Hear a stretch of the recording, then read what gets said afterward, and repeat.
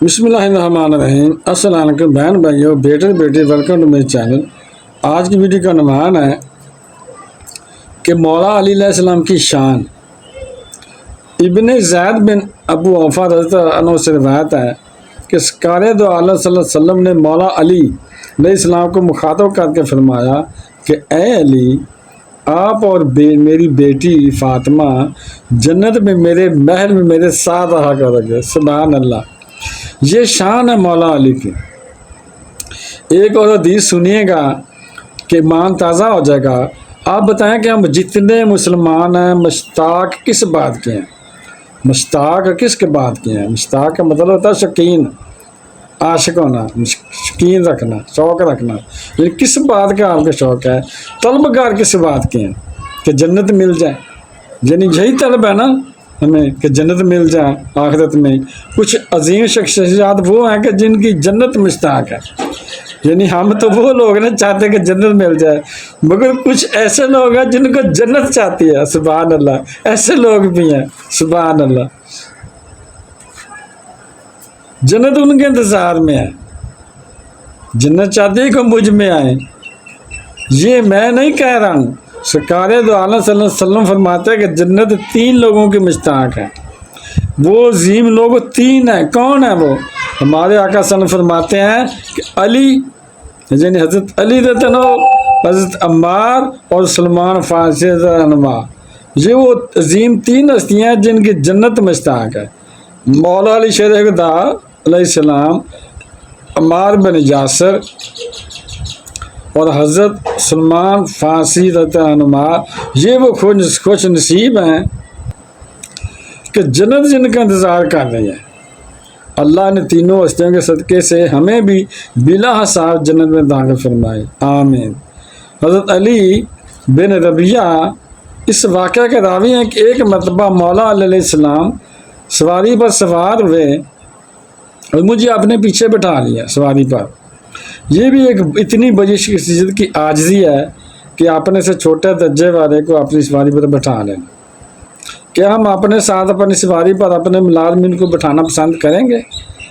اپنے ساتھ کسی غریب کو بٹھانا پسند کریں گے؟ نبی پاک صلی اللہ علیہ وسلم خود اپنی سواری پر اپنے غلاموں کو بٹھایا کرتے تھے۔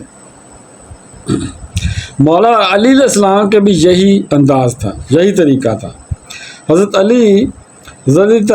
علی بن ربیعہ کہتے ہیں کہ مجھے سواری پر بٹھایا اور ہیرا نامی علاقے کی طرف چل پڑے۔ چلتے چلتے آپ علیہ السلام نے آسمان کی طرف سر اٹھایا اور دعا کی کہ اللہم اغفر لی ذنوبی انہ لا یغفر الذنوب احد غیرک۔ ترجمہ: اے اللہ تعالیٰ میرے گناہ بخش دے، بے شک تیرے سوا کوئی گناہوں کو بخشنے والا نہیں ہے۔ سبحان اللہ۔ اور پھر مجھے دیکھ کر مسکرائے۔ مجھے بہت حیرانی ہوئی کہ پہلے حضرت علیہ السلام نے دعا کی، استغفار کیا، اور پھر مجھے دیکھ کر مسکرائے۔ سبحان اللہ۔ مولا علی شیر خدا نے پورا واقعہ سنایا کہ بات یہ ہے کہ ایک دفعہ نبی پاک صلی اللہ علیہ وسلم کے ساتھ میں اسی طرح اس آقا صلی اللہ علیہ وسلم کے سواری پر پیچھے بیٹھا تھا اور میں ان کے پیچھے بیٹھا ہوا تھا۔ جب ہم اسی مقام پر آئے تو پیارے آقا صلی اللہ علیہ وسلم نے اسی طرح اللہ تعالیٰ کی بارگاہ میں استغفار کیا، دعا کی اور مجھے دیکھ کر مسکرائے۔ سبحان اللہ۔ تو میں نے نبی پاک صلی اللہ علیہ وسلم عرض کی کہ یا رسول اللہ صلی اللہ علیہ وسلم، آپ مجھے دیکھ کر کیوں مسکرائے ہیں؟ تو آپ صلی اللہ علیہ وسلم نے فرمایا کہ اے علی، جب بندہ اللہ پاک سے اپنے گناہوں کی معافی مانگتا ہے، کہ جب بندہ سرکار صلی اللہ علیہ وسلم فرما رہے اور کوئی نہیں فرما رہا، سرکار صلی اللہ علیہ وسلم فرما کہ جب بندہ، معاف کیجیے گا ذرا فیلنگ کبھی کبھی ہو جاتی ہے، کہ جب بندہ اللہ پاک سے اپنے گناہوں کی معافی مانگتا ہے تو اللہ تعالیٰ سے بندے سے خوش ہو کر مسکراتا ہے۔ بس اللہ پاک کے اسی مسکرانے کی وجہ سے میں بھی مسکرایا ہوں۔ سبحان اللہ۔ مولا علیہ السلام کا عشق دیکھیں ذرا۔ مولا علیہ السلام کے چاہنے والوں، اے صحابہ کرام کی محبت کا دام بھرنے والوں، بتاؤ نا کیا ہم بھی سنتوں پر ایسے عمل کرتے ہیں؟ بلکہ آج تو ایک ایسا ڈرامہ بن گیا ہے کہ لوگ کہتے ہیں کہ سنت ہی ہے نا، فرض تو نہیں ہے۔ پہلے ایسا ہوتا نہیں تھا، مگر آج ہم فرض نماز کے بعد بہت تعداد میں لوگ فوری طور پر اٹھ کر مسجد سے نکل جاتے ہیں۔ کچھ سوشل میڈیا پر بیٹھ کر لوگوں نے دین کو مذاق بنایا ہوا ہے۔ مذاق بھی انہوں نے بنایا جو وہ اداکار ہیں، جو گانے گاتے ہیں رمضان میں، تو آگے پیچھے وہ آ جاتے ہیں وہ دین سکھانے کے لیے ہمیں۔ مجھے تو سمجھ نہیں آتا کہ انہیں ایسا کرنے سے ملتا کیا ہے۔ وہ کہتے ہیں کہ صرف فرض ضروری ہیں، باقی سنتے یا نفل ضروری نہیں ہے۔ ان کے ان بیانوں کی وجہ سے سنتے اور نفل کم ہو گئے ہیں اور مسجد میں بیٹھنا کم ہو گیا ہے۔ سب سے غور کرنے والی بات یہ ہے کہ سجدے کم ہو گئے ہیں۔ افسوس صد افسوس، بتاؤ تمہیں ایسے بیان دینے سے کیا فائدہ ہوا؟ کیوں لوگوں کو سنتوں اور نوافل سے دور کرتے ہو؟ حالانکہ خود نبی پاک صلی اللہ علیہ وسلم فرماتے ہیں کہ جس نے میری سنت سے محبت کی اس نے مجھ سے محبت کی، اور جس نے مجھ سے محبت کی وہ میرے ساتھ جنت میں ہوگا۔ سبحان اللہ۔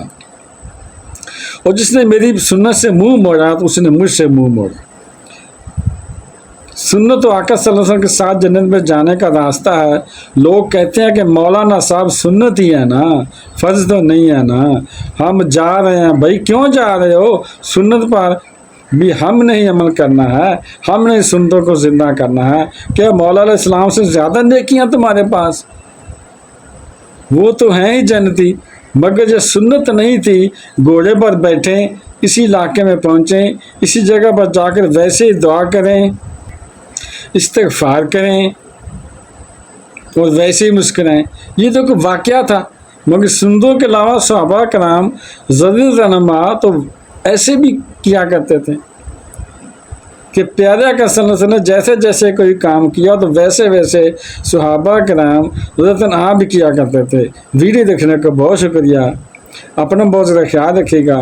تو بہن بھائیو، بیٹے بیٹیو، اگر آپ کو میری یہ ویڈیو اچھی لگی ہے تو صدقہ جاریہ سمجھ کر آگے شیئر کر دیں۔ اگر ابھی تک آپ نے میرے چینل کو سبسکرائب نہیں کیا تو لازمی کر لیں اور بیل کو دبا کر آل پر کلک کر دیں تاکہ میری آنے والی اچھی سے اچھی ویڈیو آپ کو ملتی رہیں۔ چلو ملتے ہیں نیکسٹ ویڈیو میں۔ السلام علیکم، خدا حافظ۔